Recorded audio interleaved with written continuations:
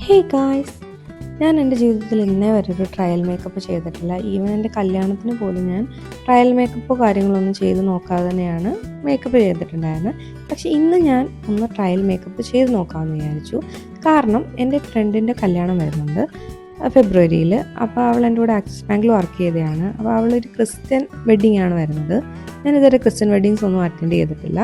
അതുകൊണ്ട് തന്നെ അതിൻ്റെ വീഡിയോ കാര്യങ്ങളൊന്നും എനിക്കറിയത്തില്ല. പക്ഷേ ഞാൻ ബ്രൈഡ്സ് മെയ്ഡും കൂടെ ആയതുകൊണ്ട് തന്നെ എനിക്ക് തോന്നി നമ്മൾ നോർമൽ ഹിന്ദു വെഡ്ഡിങ്ങിനേക്കാളും കുറച്ചുകൂടി സട്ടിലായിട്ടുള്ള മേക്കപ്പാണ് ക്രിസ്ത്യൻ വെഡ്ഡിങ്സിനൊക്കെ ഉപയോഗിക്കുക. അതുപോലെ തന്നെ ഒരുപാട് എന്താ പറയുക ബ്രൈറ്റ് ആയിട്ടുള്ള കളറിൽ ലിപ്സ്റ്റിക്സോ കാര്യങ്ങളൊന്നും ഉപയോഗിക്കാറില്ല. അവർ കുറച്ചുകൂടി സട്ടിലാണെന്ന് എനിക്ക് തോന്നിയിട്ടുണ്ട്.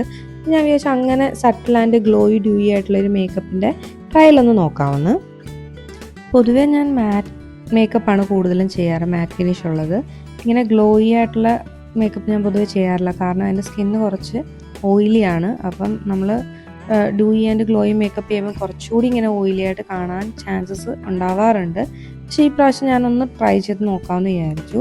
പിന്നെ നിങ്ങൾ ആരെങ്കിലും ശ്രദ്ധിച്ചിട്ടുണ്ടോ? അതായത് എൻ്റെ കേസിലെന്ന് പറഞ്ഞു കഴിഞ്ഞാൽ ഞാൻ എവിടെയെങ്കിലും പോകാൻ റെഡി ആവുകയാണ്, ഇപ്പോൾ ഒരു ഫംഗ്ഷനോ അല്ലെങ്കിൽ എന്തിനെങ്കിലും പോകാൻ റെഡി ആവുകയാണെങ്കിൽ അത് എനിക്കത്ര സാറ്റിസ്ഫൈഡ് ആവത്തില്ല ഒരു മേക്കപ്പ് അല്ലെങ്കിൽ ഹെയർ ചെയ്യുന്നത്.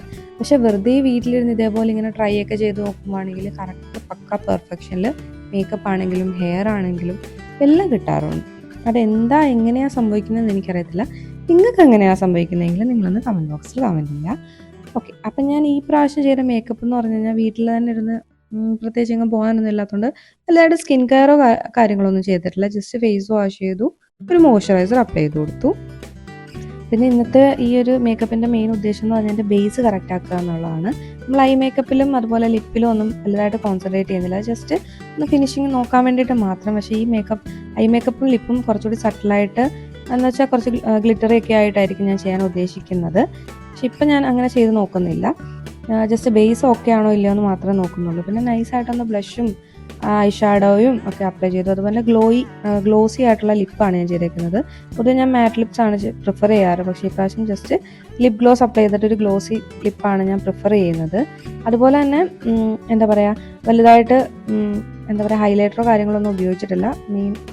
മേ ബി വെഡ്ഡിങ് ഡേയുടെ അന്ന് ഞാൻ ഹൈലൈറ്ററൊക്കെ കുറച്ചുകൂടി അപ്ലൈ ചെയ്യുമായിരിക്കും. അപ്പം ഏകദേശം എനിക്ക് ഇഷ്ടപ്പെട്ടിട്ടുണ്ട് ഈ ഒരു മേക്കപ്പ്. എനിക്ക് തോന്നുന്നു ലിപ് സ്റ്റിക്കും അതുപോലെ തന്നെ ഐ മേക്കപ്പോട് വന്നു കഴിഞ്ഞാൽ പെർഫെക്റ്റ് ആവുമെന്ന് എനിക്ക് തോന്നുന്നു. എന്താണെങ്കിൽ ഇത്രയാണ് ഞാൻ ഉദ്ദേശിച്ചിട്ടുള്ളത് ലൈറ്റായിട്ട്. അപ്പം നിങ്ങൾക്ക് ഇഷ്ടമായിട്ടുണ്ടെങ്കിൽ ലൈക്ക് ചെയ്യുക, ഷെയർ ചെയ്യുക, സബ്സ്ക്രൈബ് ചെയ്യുക. ഈ ലുക്ക് എങ്ങനെയുണ്ടെന്നൊന്ന് കമൻറ്റ് ബോക്സിൽ കമൻറ്റ് ചെയ്യുക. അപ്പോൾ ഓക്കെ, ബൈ ഗൈസ്.